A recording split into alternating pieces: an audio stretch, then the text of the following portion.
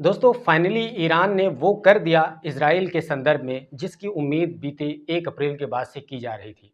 जी हाँ, बिल्कुल आपने सही सुना, ईरान ने इजराइल पर डायरेक्ट हमला कर दिया है। और ये इतना खतरनाक और घातक हमला है कि इसकी गंभीरता को अगर आप समझेंगे तो आप हैरान रह जाएंगे कि पूरी दुनिया में उथल-पुथल होने वाली है।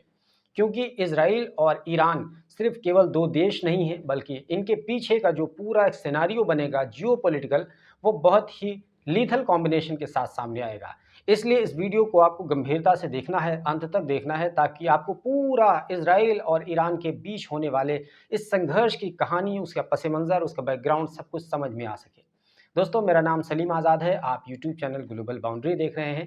सबसे पहले आपको ये बताते हैं कि दरअसल ईरान ने हमला क्यों किया है इजराइल के ऊपर।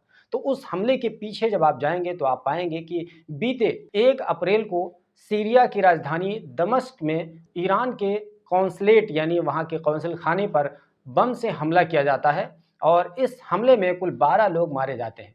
और ख़ास बात है कि उन 12 में से 7 लोग ईरानी रिवॉल्यूशनरी गार्ड के अधिकारी थे और उन 7 में से 2 लोग बहुत ही ज़्यादा प्रमुख थे। उनमें से एक का नाम मोहम्मद रज़ा ज़ाहिदी और दूसरे का नाम ब्रिगेडियर मोहम्मद हादी रहीमी। दरअसल ये जनरल लेवल के दोनों अधिकारी थे, ये भी मारे गए। हालांकि इस हमले की जिम्मेदारी इजराइल ने आधिकारिक तौर पर नहीं ली थी, लेकिन ये बात सबको पता थी कि ये हमला दरअसल इजराइल ही की तरफ से किया गया था और ये ईरान और इजराइल के बीच की ये जो लड़ाई है, ये कोई आज की लड़ाई नहीं है। दोस्तों इजराइल और ईरान के बीच की लड़ाई बहुत पुरानी है।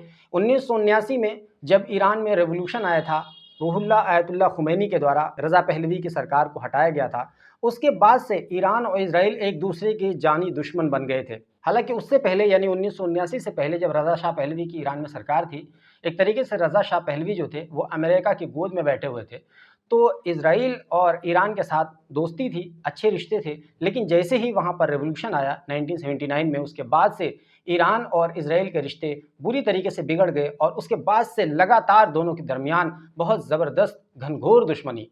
और अब तक एक ऐसा मामला था कि ईरान हमेशा इजराइल को और इजराइल हमेशा ईरान को नुकसान पहुंचाने की कोशिश किया करता था, लेकिन बराह रास्त एक दूसरे को कोई नुकसान नहीं पहुंचा पा रहा था।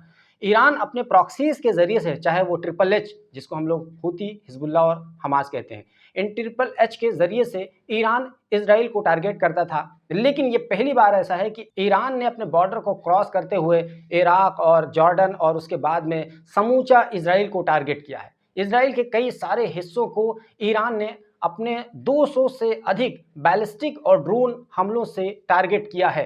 ये इस वक्त की ताज़ा खबर है और ताज़ा खबर ये उस वक्त सामने आई जब हिंदुस्तान की सुबह के 6 बज रहे थे। उस समय लगातार ट्रेंड करने लगा और ये खबर सामने आ गई कि ईरान ने इजराइल पर हमला कर दिया, जो कि एक्सपेक्टेड था।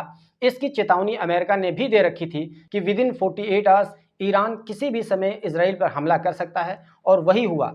चूंकि इससे पहले जो हमला हुआ था 1 अप्रैल को, वो रमज़ान का महीना है, तो ऐसी उम्मीद थी कि रमज़ान में कम से कम इस तरह की कोई कार्रवाई नहीं होगी। लेकिन रमज़ान के बाद पूरी तरीके से उम्मीद थी कि जैसे ही ईद का मौसम ख़त्म होगा उसके बाद ईरान इस पर एक्शन लेगा, क्योंकि ईरान के लिए ये ज़रूरी था। अगर ईरान इस पर एक्शन नहीं लेता तो आप यूँ समझ लीजिए कि किसी भी देश के कौंसलेट पर हमला उस देश पर हमला माना जाता है। यहाँ पर 2 गलती हुई। एक तो यह है कि सीरिया में हमला हुआ, यानी सीरिया की जो एक संप्रभुता है, उसकी जो सॉवरेनिटी है, उसको वायलेट किया गया। और दूसरी गलती ये हो गई कि एक तीसरे देश यानी ईरान के दूतावास पर हमला किया गया। तो यूँ कह लीजिए कि 2 देशों के संप्रभुता को चैलेंज किया गया इस पूरे हमले में, 1 अप्रैल वाले हमले में। तो इसी वजह से, तो चूँकि सीरिया एक तरीके से ईरान का प्रॉक्सी ही आप यूँ कह लीजिए, गर्चे पूरा एक देश है, लेकिन बशार अल असद को हमेशा से ईरान का समर्थन रहा है।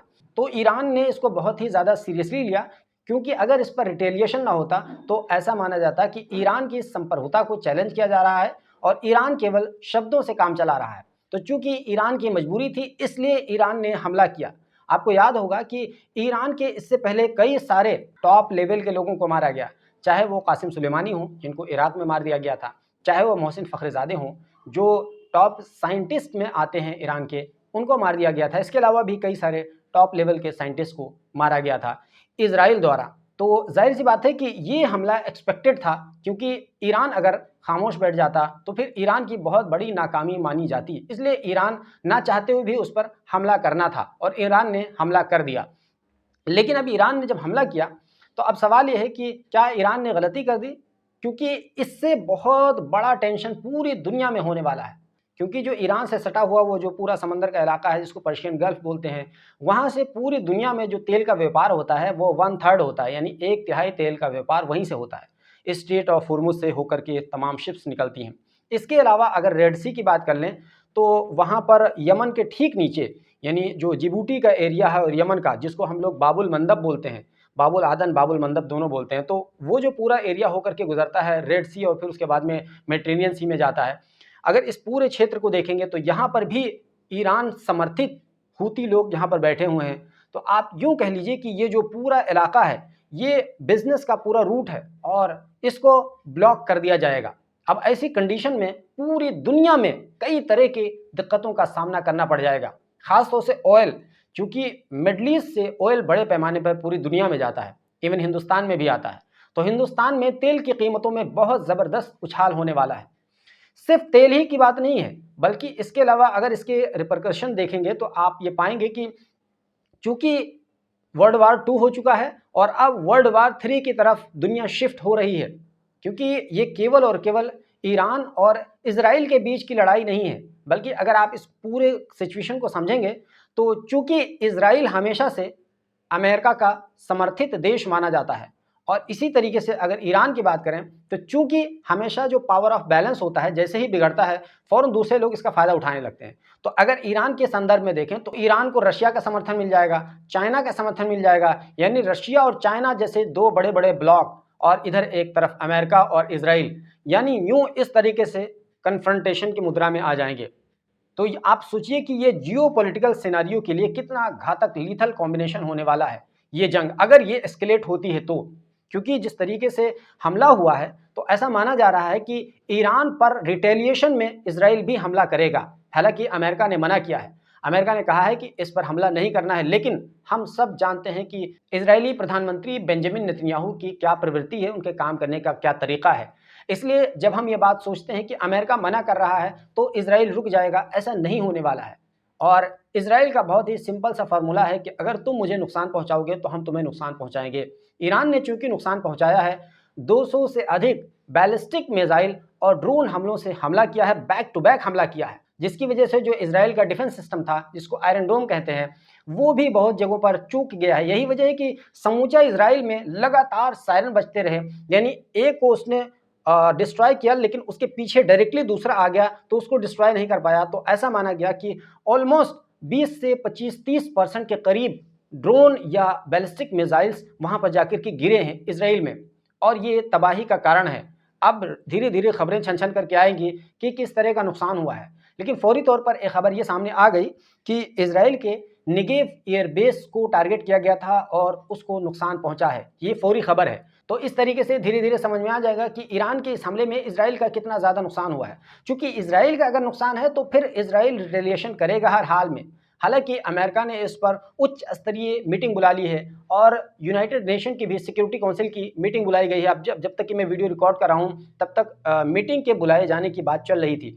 तो आप इस तरीके से कह सकते हैं कि यूनाइटेड नेशन के सिक्योरिटी काउंसिल की मीटिंग और अमेरिका की हाई लेवल मीटिंग, ये तमाम चीज़ें बताती हैं कि ये मामला कितना ज़्यादा गंभीर है। हालांकि अगर आप यूनाइटेड नेशन के सिक्योरिटी काउंसिल की प्रासंगिकता को देखेंगे तो पूरी तरीके से फिलहाल असफल साबित हुई है, बिल्कुल नील हो गई है, यानी बहुत ज़्यादा मजाक बनाया गया है, चाहे वो गाज़ा के संदर्भ में हो या फिर रूस और यूक्रेन के संदर्भ में हो। यानी यूनाइटेड नेशन के सिक्योरिटी काउंसिल की प्रासंगिकता को बहुत ज़बरदस्त नुकसान पहुंचा है। इसी वजह से अब जबकि यूनाइटेड नेशन सिक्योरिटी काउंसिल की मीटिंग बुलाई गई है तो ऐसा माना जा रहा है कि ये भी, इसका कोई भी अहमियत नहीं होगी, यानी लोग आएंगे सूट बूट पहन करके, चाय पानी पियेंगे, बिस्किट खाएंगे और पतली गले से निकल लेंगे कोई एक रेजोल्यूशन और एक कुछ करारदाद पेश करके, लेकिन उसका कोई खातिर खा फ़ायदा नहीं होगा, क्योंकि इसमें अमेरिका खासों से इन्वॉल्व रहता है और जब अमेरिका जिस चीज़ को ना चाहे तो कुछ नहीं हो सकता।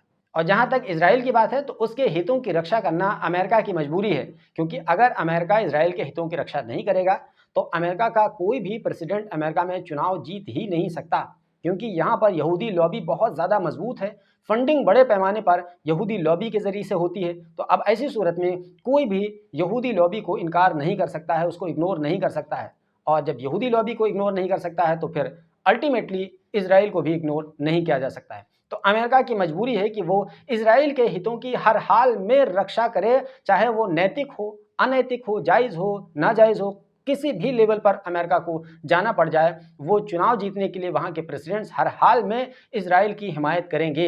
यही वजह है कि जब अमेरिका ने इस पूरे इशू पर चिंता जताई तो जितने भी G7 के देश थे, सब पापा की हाँ में हाँ मिलाने में लग गए।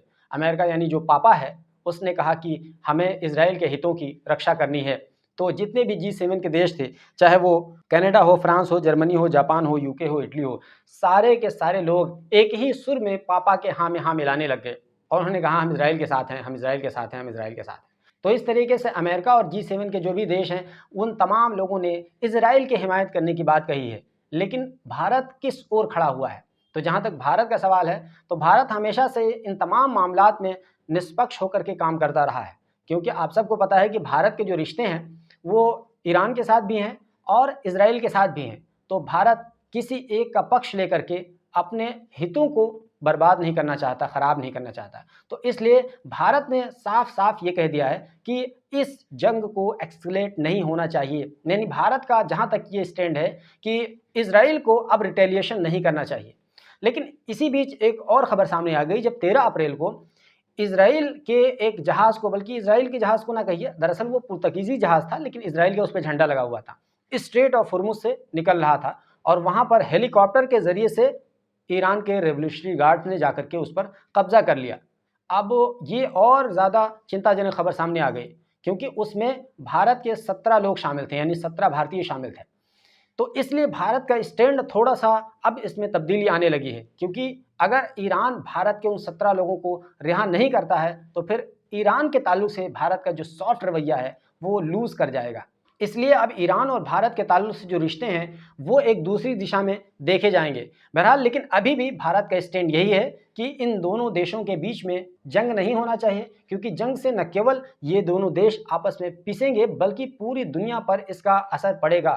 ख़ास तौर से जो गल्फ़ कंट्रीज़ हैं, उन तमाम देशों पर इसका असर पड़ेगा और जब इन पर पूरा असर पड़ेगा, तो ज़ाहिर-सी बात है फिर तेल वगैरह जो भी आप एनर्जी क्राइसिस कह सकते हैं, वो पूरी दुनिया पर देखने को मिलेंगे। इसी वजह से भारत ने अपील की है कि इस जंग को एस्केलेट ना किया जाए। लेकिन ऐसा लगता नहीं है कि नेतन्याहू का जो चरित्र है, वो रिटेलिएट नहीं करेंगे। वो हर हाल में रिटेलिएट करेंगे। अब वो कब रिटेलिएट करेंगे, वो देखने वाली बात होगी। बहरहाल ये जो सिचुएशन है, वो बहुत ही ज़बरदस्त सिचुएशन है। हमने आपसे एक सवाल पूछा था कि क्या ईरान का ऐसा करना सही है? इसका जवाब हम आपसे चाहते हैं। आप देखने वाले बताइए कि क्या ईरान का ऐसा करना, यानी 200 से अधिक बैलिस्टिक मिसाइल और ड्रोन के ज़रिए से इज़राइल पर हमला करना सही है? आप लोग हमें कमेंट बॉक्स में ज़रूर बताइए और इस पर हम नज़र बनाए हुए हैं। जो भी अपडेट होगा हम आप तक ज़रूर पहुँचाएँगे। ये वीडियो अगर आप यूट्यूब चैनल पर देख रहे हैं तो आप हमारे चैनल को सब्सक्राइब कर लीजिए। वीडियो पसंद आया तो वीडियो को लाइक कर दीजिए और अगर फेसबुक पर देख रहे हैं तो हमारे पेज को फॉलो कर लीजिए, क्योंकि यहाँ पर हम न केवल न्यूज़ बल्कि इसके अलावा व्लॉग से संबंधित दिलचस्प वीडियोज़ आपको बनाकर देते रहते हैं।